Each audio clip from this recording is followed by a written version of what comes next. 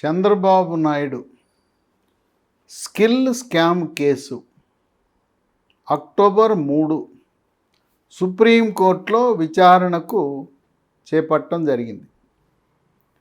ఉదయం 11 గంటల నుంచి తెలుగు ప్రజలు ప్రపంచవ్యాప్తంగా ఉన్న వారందరూ కూడా టీవీలకు అతుక్కుపోయి చూస్తున్నారు ఏం జరగబోతా ఉందని. సుప్రీంకోర్టులో ద్విసభ్య ధర్మాసనం జస్టిస్ అనిరుద్ బోస్, జస్టిస్ బేలా ఎం త్రివేది వీళ్ళిద్దరు కూడా ఈ కేసుని విచారణ చేపట్టారు. చంద్రబాబు నాయుడు తరపున 3 సీనియర్ న్యాయవాదులు, వాళ్ళకి జాతీయ స్థాయిలోనే కాదు అంతర్జాతీయ స్థాయిలో పేరు ప్రతిష్టలు ఉన్న వ్యక్తులు. ఒకరు హరీష్ సాల్వే, ఈయన ప్రస్తుతం లండన్లో ఉన్నాడు. లండన్ నుంచి వీడియో కాన్ఫరెన్స్ ద్వారా తన వాదనలు వినిపించాడు. ఇక 2 సిద్ధార్థ లూథ్రా, ఆది నుంచి కూడా ఈ కేసు గురించి పూర్తి వివరాలు తెలిసిన వ్యక్తి సిద్ధార్థ లూథ్రా. 3వ వ్యక్తిని కూడా ఈరోజు రంగంలో దింపారు, అభిషేక్ మను సింఘ్వి. ఒకానొక దశలో అక్కడుండే న్యాయమూర్తులు ఇక్కడ ఇంతమంది సీనియర్ న్యాయవాదులు ఈ కోర్టులోకి రావడం చూసి నివ్వెరపోయి, మీరందరూ కూడా చంద్రబాబు నాయుడు కేసు వాదించడానికి వచ్చారా అని చెప్పి ఆశ్చర్యచకితులయ్యారు. ఓపికగా ఇరుపక్షాల వాదనలు విన్నారు. ఇక్కడ ఈ జడ్జిలను అయోమయానికి గురి చేసేలా ఒక అంశం వచ్చింది. ఈ అవినీతి నిరోధక చట్టం కింద ఎవరినైనా అరెస్టు చేయాలంటే ప్రభుత్వ ఉద్యోగుల విషయంలో అయితే వాళ్ళని ఎవరైతే నియమించారో ఆ నియమించిన అధికారి యొక్క ముందస్తు అనుమతి కావాలి. చంద్రబాబు నాయుడు ప్రతిపక్ష నాయకుడు కనుక గవర్నర్ అనుమతి కావాలి అని చంద్రబాబు నాయుడు న్యాయవాదులు, అవసరము లేదు అని ఆంధ్రప్రదేశ్ ప్రభుత్వ న్యాయవాదులు, ప్రభుత్వం తరపున వాదించింది ముకుల్ రోహిత్గి. ఈయన కూడా అడిషనల్ సొలిసిటర్ జనరల్గా పనిచేశాడు. ఆయనకి సహకరించిన వ్యక్తి రంజిత్ కుమార్. ఇక్కడ ఒక విషయం ఏంటంటే, అవినీతి నిరోధక చట్టం 1988లో వచ్చింది. దానికి ఒక సవరణ చేపట్టారు. జూలై 18, 2018లో ఒక సవరణ తెచ్చారు. ఆ సవరణ ఏం చెబుతుందంటే, మీరు ఎవరినైనా అవినీతి నిరోధక చట్టంలో ఉండే సెక్షన్ల కింద అరెస్టు చేయాలంటే నియామకం చేసే అధికారి యొక్క ముందస్తు అనుమతి తీసుకోండి అని చెప్తుంది. ఈ నేరము జరిగింది 2015 సంవత్సరంలో. 2015 సంవత్సరంలో ఆ చట్ట సవరణ లేదు. ఆ సవరించిన చట్టాన్ని సెక్షన్ కొత్తగా పొందుపరిచిందని 17A సెక్షన్ అన్నారు. ఆంధ్రప్రదేశ్ ప్రభుత్వం తరపున సిఐడి తరపున వాదించేవాళ్ళు ఈ నేరము 2015 సంవత్సరంలో జరిగింది, అప్పటికి ఈ సవరణ లేదు కనుక చంద్రబాబు నాయుడు కేసులో ముందస్తు అనుమతి అవసరం లేదు, గవర్నర్ అనుమతి అవసరం లేదు. ఈ స్కిల్ డెవలప్మెంట్ కార్పొరేషన్ ఏర్పాటు చేసి అవినీతి చోటు చేసుకున్న సమయంలో ఈ చట్ట సవరణ లేని కారణం వల్ల అది వర్తించదు అని వాళ్ళు అంటారు. ఇక చంద్రబాబు నాయుడు తరపు న్యాయవాదులు 3 కూడా, సిద్ధార్థ లూథ్రా, హరీష్ సాల్వే, అభిషేక్ మను సింఘ్వి 3 కూడా వాళ్ళేమంటారంటే, మేము ఏకీభవిస్తాం, ఈ నేరము జరిగింది ఇప్పుడు చట్ట సవరణ లేదు, కానీ విచారణ జరిగే సమయానికి ఇది అమల్లో ఉంది కదా. మీరు కేసు చంద్రబాబు నాయుడుపై నమోదు చేసే సమయానికి ఈ సవరణ అమల్లో ఉంది కనుక, ఈ సవరణ అమల్లో ఉన్నది కనుక గవర్నర్ అనుమతి తప్పనిసరిగా పొందాలి అని వాళ్ళు వాదిస్తున్నారు. ఆంధ్రప్రదేశ్ హైకోర్టు వాళ్ళు ఏమన్నారంటే, ఇది నేరము జరిగిన సమయంలో ఈ 17A అనే చట్ట సవరణలు లేని కారణం వల్ల ముందస్తు అనుమతి గవర్నర్ నుంచి అవసరము లేదని వారు అభిప్రాయపడ్డారు. ఓపిగ్గా ఇరుపక్షాల వాదోపవాదాలను విన్నారు.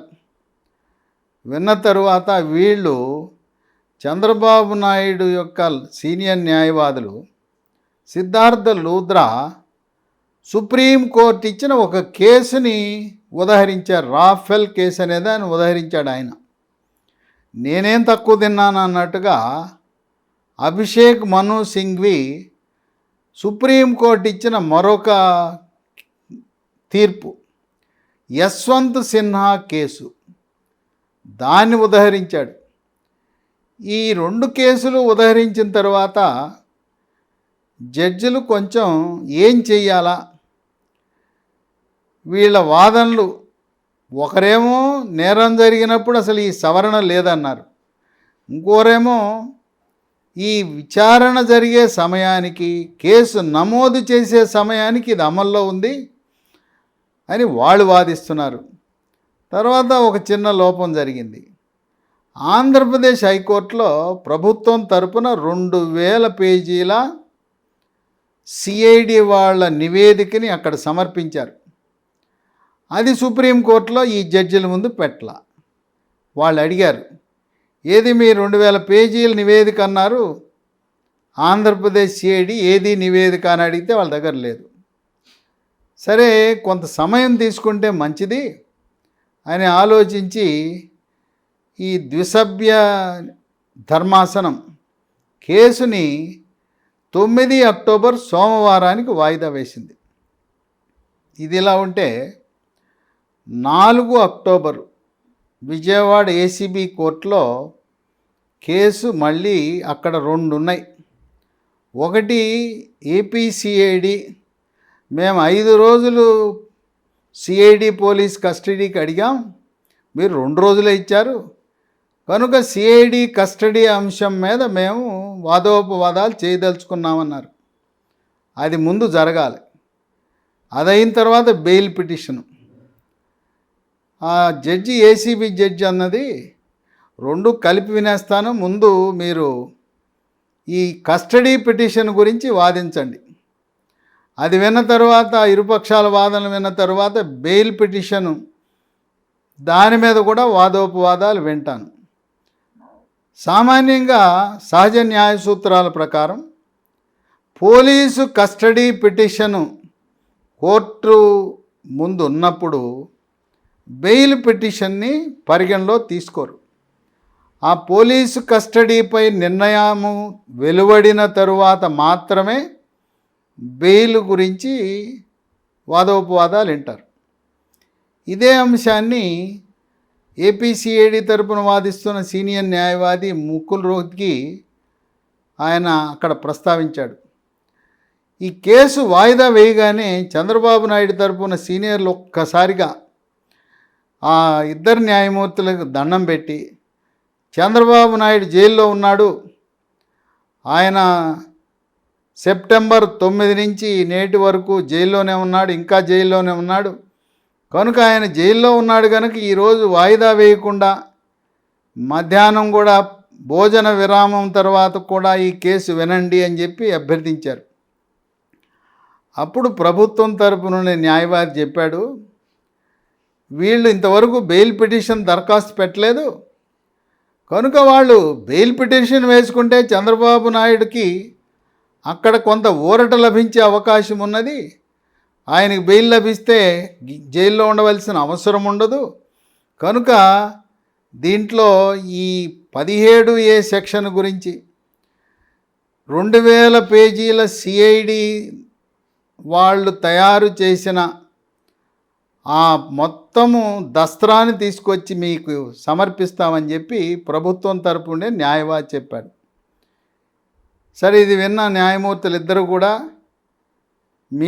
మీకుండే అవకాశాలు మీకున్నాయి, ఆయన చెప్పినట్టుగా మీరు బెయిల్ పిటిషన్ అక్కడ ఏసీబీ కోర్టులో వేసుకోవడానికి ఏమీ అభ్యంతరం లేదు, మీకుండే అక్కడుండే వెసులుబాటును వినియోగించుకోండి అని చెప్పి 9వ తారీఖునే మేము వింటాము అని చెప్పి ఈరోజు కేసుని వాయిదా వేశారు.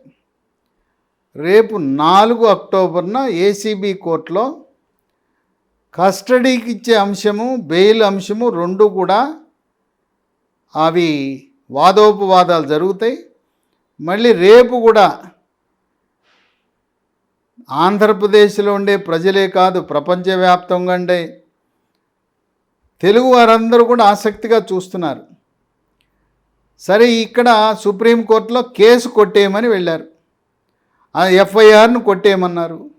ఈ రిమాండ్ చల్లదని అడగమన్నారు. సుప్రీంకోర్టు ఏం తీర్పు చెప్తుందో 9వ తారీఖు చెప్తుంది. అంతవరకు మధ్యంతర ఉపశమనం కింద బెయిల్ ఇచ్చే హక్కు ఏసీబీ కోర్టుకు ఉంది, చట్ట పరిధిలో ఉంది, న్యాయ పరిధిలో ఉంది. మరి సిఐడి కస్టడీకి మరొక 3 రోజులు 5 రోజులు చంద్రబాబుకి ఇస్తారా, లేదు బెయిల్ ఇస్తారా అనేది ఆసక్తికరం అంశంగా మారింది. ఈ Vijayawada high court Vijayawada ACB court న్యాయమూర్తి తీర్పు ఎలా ఉండబోతుందని అందరూ మరొక 24 గంటల పాటు ఆసక్తిగా తీర్పు కోసం ఎదురు చూస్తున్నారు. ఒక విధంగా చెప్పాలంటే తెలుగుదేశం నాయకులు, శ్రేణులు, కార్యకర్తలు, చంద్రబాబు నాయుడు అభిమానులు తప్పకుండా 3 అక్టోబర్ మనకు ఉపశమనం లభిస్తుంది, ఈ కేసు కొట్టేస్తారు, అసలు దీంట్లో ప్రాథమిక సాక్ష్యాధారాలు లేవు, ఆయన నిర్దోషిగా బయటకు వచ్చేస్తాడు, అక్కడ తీర్పు వెలువడగానే కేసు కొట్టేయగానే వెంటనే రాజమండ్రి సెంట్రల్ జైలు నుంచి ఈయన విడుదల చేస్తారని వాళ్ళు ఆశించారు. కానీ తెలుగుదేశం పార్టీ శ్రేణులకు, కార్యకర్తలకు, న్యాయవాదులకు 3 అక్టోబర్ సుప్రీంకోర్టులో ఒక రకంగా చెప్పాలంటే నిరాశ ఎదురైంది.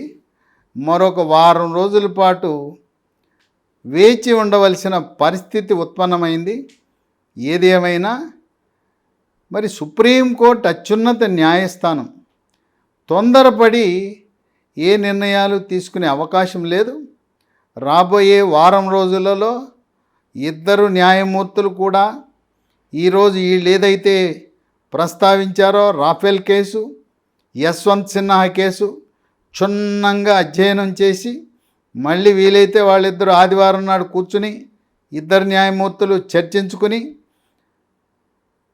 చట్టము, న్యాయము, ధర్మం మాజీ ముఖ్యమంత్రికైనా జనసామాన్యులకైనా ఒకటే అనే విధంగా సుప్రీంకోర్టు న్యాయమూర్తులు న్యాయదేవత యొక్క ఆమెను ఆరాధిస్తూ నిష్పక్షపాతంగా 9 అక్టోబర్ నాడు వారి యొక్క నిర్ణయాన్ని వెలిబుచ్చుతారని న్యాయ కోవిదులు భావిస్తున్నారు.